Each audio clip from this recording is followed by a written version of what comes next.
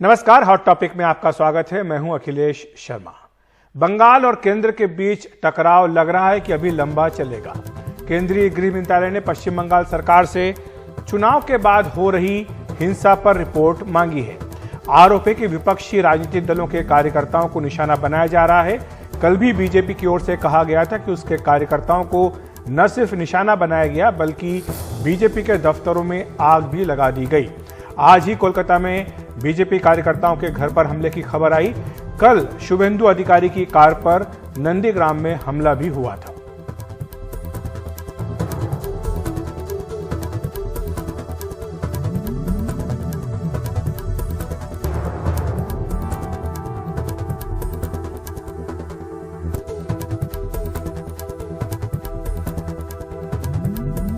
और गृह मंत्रालय ने एक ट्वीट करके इस बात की जानकारी दी है। ये प्रवक्ता जो हैं गृह मंत्रालय की, उनकी ओर से ट्वीट किया गया है, जिसमें कहा गया है कि केंद्रीय गृह मंत्रालय ने पश्चिम बंगाल सरकार से चुनाव बाद की हिंसा पर रिपोर्ट मांगी है, जहां विपक्षी पार्टियों के कार्यकर्ताओं को राज्य में निशाना बनाया जा रहा है।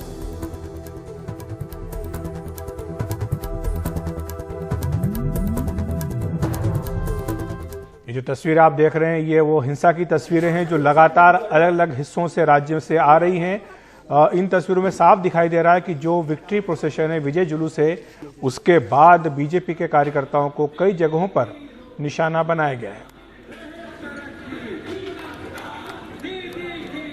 और थोड़ी देर पहले ममता बनर्जी ने बंगाल के राज्यपाल जगदीप धनखड़ से मुलाकात की है। वो 5 मई को शपथ लेने जा रही हैं। बंगाल में लगातार तीसरी बार चुनकर आई हैं। इस बार भी 2/3 बहुमत से उन्होंने ये जीत हासिल की है। हालांकि वे नंदीग्राम में अपनी सीट जरूर हार गई। इस बड़ी जीत के बाद ममता बनर्जी आज एक प्रेस कॉन्फ्रेंस भी उन्होंने की, जिसमें जीत के बाद का सुकून उनके चेहरे पर था। उनके लहजे में भी सुकून था। उन्होंने कहा कि वो बदला लेने की राजनीति में भरोसा नहीं रखती हैं। जब उनसे पूछा गया कि लगातार वहां पर हमले हो रहे हैं बीजेपी कार्यकर्ताओं पर, तो उन्होंने कहा कि बदला लेने की राजनीति में भरोसा नहीं रखती हूं। ये भी कहा कि लोग शांति बनाए रखें। हालांकि उन्होंने ये आरोप लगाया कि नंदीग्राम के पीठासीन अधिकारी को दबाव में काम करना पड़ा। ये भी जोड़ा कि 2024 के लोकसभा चुनाव में बीजेपी को हराने के लिए सारी विपक्षी पार्टियों को साथ आना चाहिए। That is the complaint of the few counting agents and all, because 4 hours you have seen how Nandigram the election counting was there. 2 observers were sitting there, very biased observer. They said anyhow Mamata Banerjee is to be defeated. What is this? They cannot stop me. Even I am telling you, they have got 78 some seats. Even they should not cross 50. It is because of election commission's contribution. One cannot do everything alone. It's a collective family. And collectively, if we can take a decision, there are so many political parties and so many people, they are in a touch also. So I think all together, we can fight the battle for 24. It depends on, let us first fight this COVID. If the COVID process is over, then we will try to discuss about the other political things. वहीं Bengal BJP के अध्यक्ष दिलीप घोष ने कहा कि तृणमूल कांग्रेस जीतने के बाद हिंसा को अंजाम दे रही है। उन्होंने कहा कि यह हिंसा तुरंत बंद होनी चाहिए। नहीं, हमने जिस प्रकार से चुनाव शुरू किया था उसी गति से, दिशा से चुनाव भी ठीक हुआ था। क्या कारण होगा नहीं मालूम, अभी तक हमारे आशा के अनुरूप चुनाव में रिजल्ट नहीं हुआ है। दूसरा, जो हिंसा हो रहा है, हम आज केवल प्रशासन के पास गुहार लगाने के लिए जा रहे हैं कि उनकी तरफ से हिंसा बंद हो। अच्छी बात है, ममता बनर्जी ने अपील की है पहली बार, अगर शांत हो जाए ठीक है, नहीं तो कल से हम भी शांतिपूर्वक आंदोलन करने के लिए रास्ता में उतरेंगे। उसके लिए जो भी करना पड़े, धरना देना पड़े, पथ अवरोध करना पड़े, सब करने के लिए हम तैयार हैं, क्योंकि बंगाल में हिंसा नहीं होनी चाहिए। कोरोना के बढ़ रहे मामलों से बीजेपी का विजय रथ रुकने लगा है। मध्य प्रदेश में दमोह उपचुनाव में सत्तारूढ़ दल के उम्मीदवार राहुल सिंह कांग्रेस के उम्मीदवार अजय कुमार टंडन से 17,000 से भी ज्यादा वोटों से हार गए। हालांकि इस लड़ाई में कोरोना की वजह से उन्हें अपने कई नेताओं को भी खोना पड़ा है। कांग्रेस से पहली बार विधायक बने राहुल लोधी ने सत्ता जाते ही बीजेपी का रुख किया। लेकिन उपचुनाव में लगभग किसी भी राउंड में बीजेपी को आगे नहीं बढ़ा सके। यहां तक कि पूर्व वित्त मंत्री जयंत मलैया के वार्ड में दशकों बाद बीजेपी को हार मिली। राहुल सिंह अपने ही गांव के बूथ पर कांग्रेस के प्रतिद्वंद्वी से हार गए। उस समय दमोह की जनता ने हम लोगों पर विश्वास किया था, कांग्रेस पर विश्वास किया था, राहुल सिंह को जिता दिया। दमोह की जनता ने उसी विश्वास को पुनः दोहराया, अब उन्होंने अजय टंडन को जिता दिया। इस उपचुनाव को दमोह से केंद्रीय मंत्री प्रहलाद पटेल और पूर्व वित्त मंत्री जयंत मलैया के बीच छद्म लड़ाई के रूप में भी देखा जा रहा था। बीजेपी ने कांग्रेस से आए राहुल लोधी को टिकट दिया। इस उपेक्षा से मलैया खासे नाराज थे, लेकिन बाद में पार्टी ने मलैया को प्रचार के लिए मना लिया। जयंत मलैया ने दमोह विधानसभा सीट को 6 बार जीता, लेकिन 2018 में कांग्रेस के राहुल सिंह लोधी से लगभग 800 वोटों से हार गए। अब राहुल कह रहे हैं वो मलैया की वजह से हारे, मलैया कह रहे हैं राहुल अपनी वजह से हारे। मलैया परिवार ही पूर्ण रूप से चुनाव हराने का जिम्मेदार है। 17,000 वोट से अगर कोई हरा सकता है तो सिर्फ जनता हरा सकती है। जनता भारतीय जनता पार्टी के खिलाफ नहीं थी, परंतु भारतीय जनता पार्टी के उम्मीदवार के रूप में श्री राहुल लोधी जी के खिलाफ थी, संभवतः उनके दल बदल के कारण। वहीं पटेल ट्विटर पर भड़ास निकाल रहे हैं। ये चुनाव कांग्रेस जीत तो गई, लेकिन दमोह प्रभारी पूर्व मंत्री बृजेंद्र राठौड़ और महिला कांग्रेस की मांडवी चौहान कोरोना से जंग हार गए। दमोह से विजेता उम्मीदवार अजय टंडन सहित दमोह में प्रचार के बाद 100 से अधिक कांग्रेस और बीजेपी नेता कोरोना संक्रमित हुए। संक्रमित होने वालों में राज्यसभा सांसद दिग्विजय सिंह के अलावा शहरी विकास मंत्री भूपेंद्र सिंह भी शामिल थे। हालांकि सरकार का अब भी कहना है कि चुनाव को कोरोना से नहीं जोड़ना चाहिए। चुनाव से आप कोरोना को मत जोड़ो। मैं अकेला इस वक्त में नहीं हूँ। महाराष्ट्र में सर्वाधिक कोरोना था, सबसे ज्यादा मौतें हुई, कोई चुनाव नहीं था। छत्तीसगढ़ में सर्वाधिक कोरोना था, मौतें सबसे ज्यादा हुई, पर वहां कोई चुनाव नहीं था। राजस्थान में कोई चुनाव नहीं था, दिल्ली में कोई चुनाव नहीं था, पंजाब में कोई चुनाव नहीं था। ये ऐसा मत जोड़ो आप लोग। ये कोरोना चुनाव में आया जिस दिन राहुल गांधी की पश्चिम बंगाल की सभा फ्लॉप हुई। ये मध्य प्रदेश की जनता ने संदेश दे दिया है, लंबा संदेश दे दिया है कि खरीद फरोख्त अब चलेगी नहीं। और जो जिस तरह से आपने लॉकडाउन लगा दिए, लोगों के काम धंधे बंद हो गए, नौकरियां बंद हो गई, डीजल पेट्रोल के भाव सातवें आसमान पे हो गए, रसोई गैस के सातवें आसमान। जनता की फिक्र नहीं, केवल चुनाव और सत्ता, इसके अलावा भारतीय जनता पार्टी का कोई दूसरा एजेंडा नहीं है आज की तारीख में। जब पूरा प्रदेश कोरोना की वजह से लॉकडाउन की तरफ बढ़ रहा था, तब सरकार ने दमोह के बारे में ऐसा कोई फैसला नहीं किया। कहा ये उनके अधिकार क्षेत्र में नहीं। आज किसी को गद्दी मिली, लेकिन इसी उपचुनाव की वजह से किसी की दुखद मौत हो गई और हजारों लोग अपने घर कोरोना लेकर लौटे। भोपाल से कैमरा पर्सन रिजवान खान के साथ अनुराग द्वारी, एनडीटीवी इंडिया। सुप्रीम कोर्ट ने कहा है कि मीडिया को अदालत की पूरी कार्यवाही की रिपोर्टिंग का अधिकार है और लोगों को यह जानने का अधिकार है कि अदालत में क्या हो रहा है। चुनाव आयोग मद्रास हाई कोर्ट की कड़ी टिप्पणी के खिलाफ सुप्रीम कोर्ट पहुंचा था, लेकिन सुप्रीम कोर्ट ने उसे बड़ी नसीहत दे डाली। सुप्रीम कोर्ट ने कहा कि मीडिया को अदालत की मौखिक टिप्पणियों को रिपोर्ट करने से नहीं रोका जा सकता। न्यायालय में चर्चा जनहित की है। लोग ये जानने के हकदार हैं कि अदालतों में क्या चल रहा है। अदालती चर्चाओं की रिपोर्टिंग जजों के लिए अधिक जवाबदेही भी लाएगी। न्यायिक प्रक्रिया में नागरिकों के विश्वास को बढ़ाएगी। आयोग को हाईकोर्ट की हत्या वाली टिप्पणी को कड़वी दवा के रूप में लेना चाहिए। वहीं चुनाव आयोग का कहना था कि हाईकोर्ट ने यह टिप्पणी बिना उसका पक्ष सुने की। पीएम और सीएम की रैली आयोजित करना प्रशासन का काम है। आयोग एक संवैधानिक संस्था है। हाईकोर्ट को ऐसी टिप्पणी नहीं करनी चाहिए थी।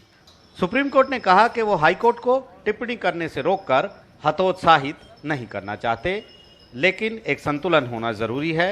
सुप्रीम कोर्ट कुछ दिन में आदेश जारी करेगा। सुप्रीम कोर्ट को पता है कि ये कोई आसान मामला नहीं है। एक तरफ हाईकोर्ट है, दूसरी तरफ चुनाव आयोग है और तीसरी तरफ मीडिया, जिसकी जिम्मेदारी अदालत की सुनवाई, अदालत की प्रक्रिया और अदालत के फैसलों को आम जन तक पहुंचाना है। ऐसे में अब सुप्रीम कोर्ट को इनके बीच न केवल संतुलन बनाना है, बल्कि एक लक्ष्मण रेखा भी खींचनी है। नई दिल्ली से आशीष भार्गव, एनडीटीवी इंडिया।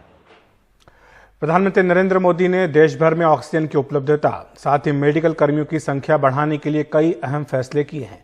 इसमें नीट पीजी की इम्तिहान कम से कम 4 महीने के लिए टाल दिया गया है। 100 दिनों तक कोविड ड्यूटी पूरी करने वाले मेडिकल कर्मियों को सरकारी नियुक्तियों में प्राथमिकता दी जाएगी। मेडिकल इंटर्न्स को भी कोविड ड्यूटी में लगाया जाएगा।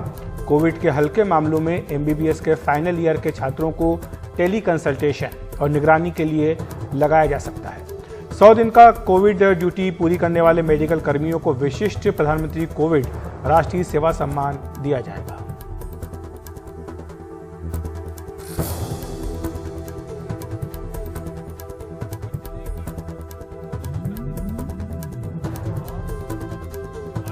वक्त एक ब्रेक का। ब्रेक के बाद देखेंगे कोरोना के बाद सीटी स्कैन कराना कितना ठीक।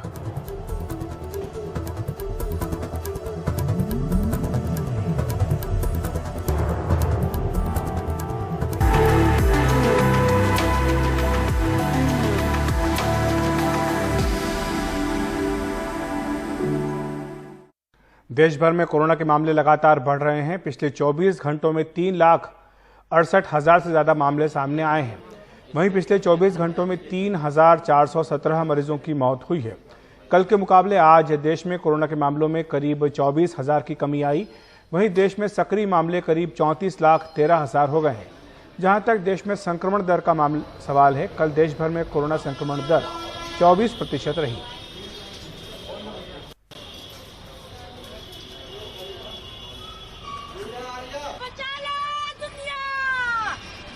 कोविड की नई लहर में महाराष्ट्र के 519 रेजिडेंट डॉक्टर कोविड संक्रमित हुए हैं। केवल मुंबई में ही 200 से भी ज्यादा जूनियर डॉक्टर कोविड पॉजिटिव हो गए।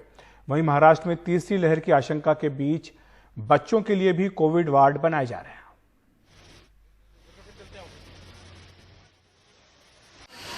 कोविड मरीजों का इलाज करने में लगे डॉक्टर खुद कोविड की चपेट में आ रहे हैं। महाराष्ट्र के 519 रेजिडेंट डॉक्टर्स नई लहर में संक्रमित हुए हैं। इस साल मार्च से अब तक मुंबई के Nair, KEM, Cooper, Sion, JJ जैसे सरकारी और बीएमसी अस्पतालों के 203 डॉक्टर कोविड पॉजिटिव हुए हैं। Maharashtra association of resident doctors MARD के मुताबिक इनमें से कई डॉक्टर वैक्सीन की दूसरी डोज ले चुके थे। पुणे में करीब 150 रेजिडेंट डॉक्टर्स कोरोना की चपेट में आए हैं। डॉक्टर्स बताते हैं कि कोविड, नॉन कोविड ड्यूटी में तैनात डॉक्टरों का एक ही साथ हॉस्टल में रुकना इनमें संक्रमण बढ़ने का कारण रहा। पिछली बार जहां इसके लिए अलग प्राइवेट होटलों की व्यवस्था थी, उसकी अपेक्षा इस बार कोई आइसोलेशन एवं क्वारंटीन की व्यवस्था नहीं है। दूसरा, इस बार की लहर से जो मरीज आ रहे हैं वो ज़्यादा गंभीर है। इस बार की लहर में युवा मरीज भी इन्फेक्ट हो रहे हैं। ऑक्सीजन वेंटिलेटर की काफ़ी कमी है। गंभीर मरीजों की संख्या काफ़ी ज़्यादा है। जहां पिछली बार एसिम्प्टोमेटिक मरीज ज़्यादा थे, इस बार गंभीर मरीज ज़्यादा है। प्राइवेट हॉस्पिटलों में भी जगह नहीं है, तो हमारे सरकारी अस्पतालों पे दबाव मरीजों का बहुत ही ज़्यादा है। दूसरा, हमारे अस्पताल में वर्तमान में कोविड, नॉन कोविड दोनों इलाजों की व्यवस्था है, तो उसको मैनेज करने में सीमित निवासी डॉक्टरों की संख्या होने की वजह से काम का दबाव मौजूदा डॉक्टरों पे ज़्यादा है। डॉक्टरों पर दबाव की इन शिकायतों के बीच महाराष्ट्र में तीसरी लहर की तैयारियां भी शुरू हो चुकी हैं। Director of medical education and research doctor TP Lahane बताते हैं कि बच्चों में बढ़े संक्रमण को देखते हुए बच्चों के लिए अलग से कोविड वार्ड बनाए जा रहे हैं। The chances of this going down. तीसरी लहर 10 से 18 साल के बच्चों को संक्रमित कर सकती है। हम उसके लिए पीडियाट्रिक वार्ड की भी तैयारी कर रहे हैं। It is what the epidemiologists are saying. Maharashtra में फिलहाल 60,000 के करीब मामले रोजाना आ रहे हैं। मौतें 700 के करीब बनी हुई हैं। डॉक्टर स्टाफ की किल्लत की शिकायतों के बीच बेड जोड़ने की मुहिम रिकॉर्ड स्तर पर जारी है। मुंबई से पूर्वा चिटनिस के साथ पूजा भारद्वाज की रिपोर्ट, एनडीटीवी इंडिया के लिए। कोरोना की दूसरी लहर से घबराए लोग अब लगातार सीटी स्कैन करवा रहे हैं, लेकिन स्वास्थ्य मंत्रालय का कहना है कि सबको इसकी जरूरत नहीं। अगर बिना डॉक्टरी सलाह के करवा रहे हैं तो एक्सपोजर ले रहे हैं और इसकी वजह से कैंसर भी हो सकता है। अगर आपको कोविड हो गया है तो फौरन सीटी स्कैन कराने ना पहुंच जाए। सीटी स्कैन का रेडिएशन एक्सरे से 400 गुना तक ज्यादा होता है। इसकी वजह से कैंसर तक हो सकता है। ये बात एम्स के निदेशक डॉक्टर रणदीप गुलेरिया ने कही। बार बार स्पेशली यंगर एज ग्रुप में सीटी कराने से risk of cancer in later life increases. तो आप अपने आप को नुकसान ही ज्यादा करा रहे हैं जब उसकी जरूरत नहीं है, क्योंकि आप अपने आप को रेडिएशन एक्सपोजर कर रहे हैं और उससे बाद में कैंसर होने का चांस बढ़ सकता है। यानी हल्के लक्षण हो तो आपका काम एक्सरे से चल सकता है। सीटी स्कैन करवाने का फैसला डॉक्टर की सलाह पर ही करें। इसी तरह हल्के कोविड में बायोमार्कर और स्टेरॉइड की भी जरूरत नहीं है। अगर आपको कोई सिम्टम नहीं है, माइल्ड डिजीज है और सैचुरेशन ठीक है, तो प्लीज सीटी ना कराएं। सीटी तभी कराने की जरूरत पड़ती है अगर आपको मॉडरेट इलनेस है और आप हॉस्पिटल में एडमिट हो रहे हैं और अगर डाउट हो तो पहले चेस्ट एक्सरे कराना चाहिए, उसके बाद ही सीटी स्कैन कराएं। तो इलाज में सावधानी भी बरतनी है और उपायों को लेकर समझदारी भी। नई दिल्ली से परिमल कुमार की रिपोर्ट, एनडीटीवी इंडिया।